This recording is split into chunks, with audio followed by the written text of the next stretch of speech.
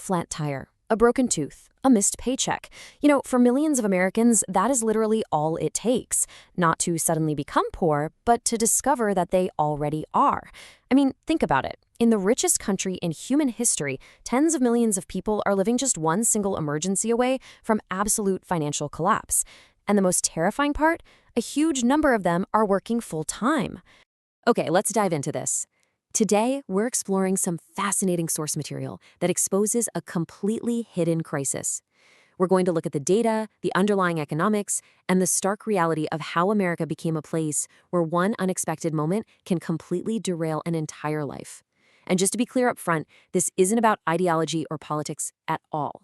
It's an explainer focused strictly on the numbers and the human reality of modern survival. Let's look at a really specific case straight from the data. Imagine a 34-year-old warehouse worker in Ohio. He works 50 hours a week, he pays his taxes, has health insurance, basically, he's doing everything right. But then, one night, his daughter gets severe stomach pain. They do a quick emergency room visit, run a few tests, get some medication. 3 weeks later, he gets a bill for $4,800.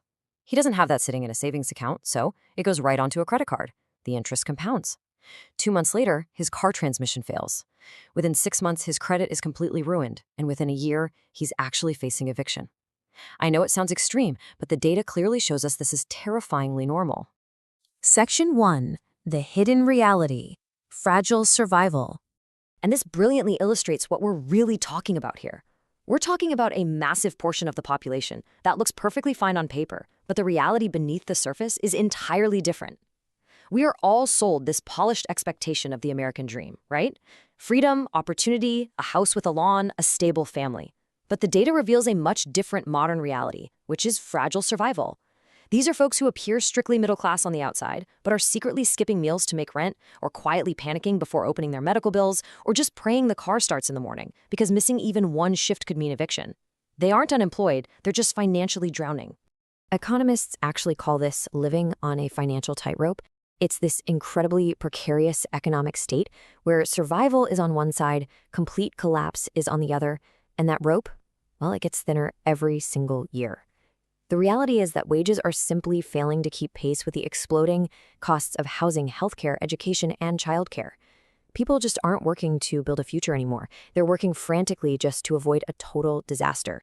Section 2, Anatomy of the Crisis. Uncovering the root causes. So, the crucial point is understanding exactly how we got here, looking strictly at the underlying economics, psychology, and history without relying on any political slogans. We have to look at these 4 compounding steps. First, there's the exploding cost of survival. Things like housing and healthcare have completely detached from wages. Second, invisible consumer pressure. Third, an emotionally exhausting work culture. And fourth, a sharp decline in social trust. As we run through these, I want you to notice how they just stack right on top of each other, creating this massive pressure cooker of economic stress. Let's zoom in on that second point for a second. Consumer pressure. Buy now, suffer later. Modern society really sells identity, doesn't it? Your car, your clothes, your home, they've become your social ranking. And social media algorithms are literally designed to monetize our insecurities. You have millions of people comparing their very private, everyday struggles to other people's highly edited luxury highlights. The result? Americans are quietly financing appearances with credit card debt, essentially using it as an emotional survival tool just to feel like they're keeping up. Which naturally leads to this haunting question echoing in households all across the country. How am I working this hard and still struggling? Productivity has skyrocketed over the last few decades, and our culture absolutely glorifies hustle culture. Work harder, sleep less, grind it out. Yet today's workers feel far less secure than their parents' generation did. It creates this deep, heavy resentment and exhaustion when you do everything the system asks of you and you still feel entirely trapped. Section 3. The psychological toll. The invisible mental health crisis. Now, what's really interesting about this slide is understanding that poverty and financial fear aren't just spreadsheet issues. They act as a constant underlying psychological condition. Enter the concept of cognitive overload.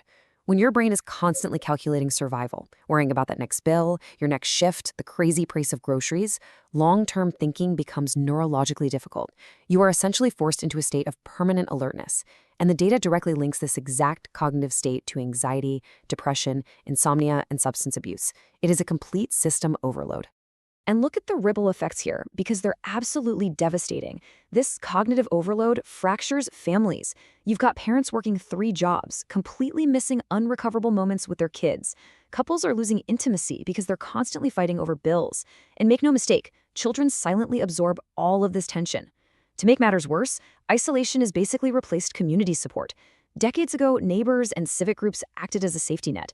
Today, when a crisis hits, many Americans are emotionally isolated. They have no emergency childcare or temporary financial support network to call upon. It's just them. Section 4. Everyday Scenarios. Humanizing the Data. Let's ground these massive macroeconomic concepts into everyday reality using 3 highly relatable examples directly from the source material. Scenario 1. The delivery driver. Consider a gig worker in Texas driving 11 hours a day delivering food. He's constantly battling rising gas prices, fluctuating tips, and vehicle maintenance. Just one accident without proper coverage would completely destroy him financially.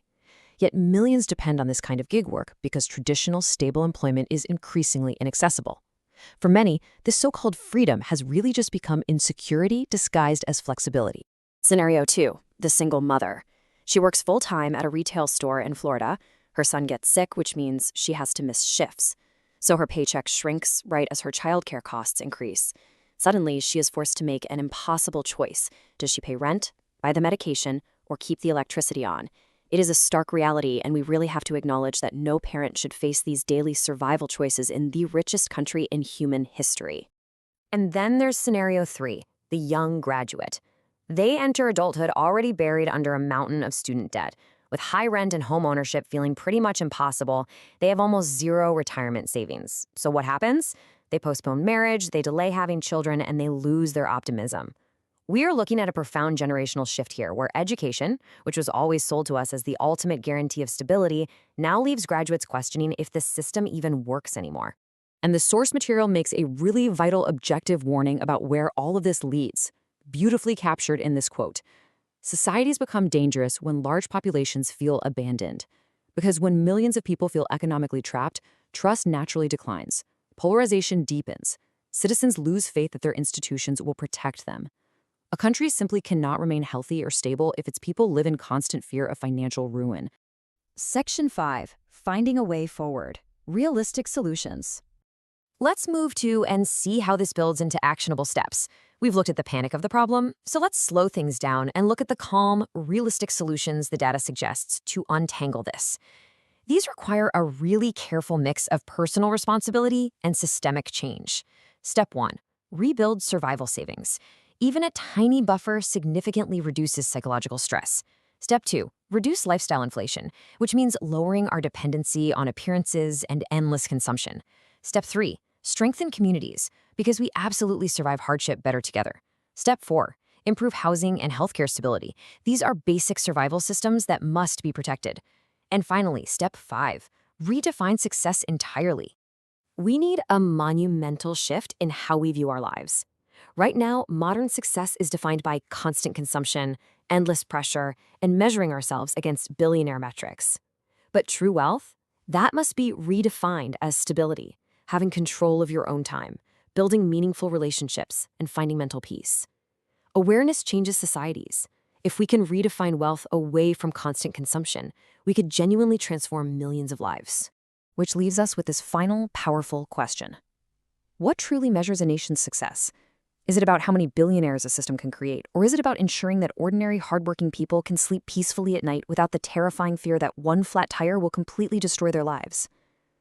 I want you to really think about that. Thank you so much for joining me for this explainer.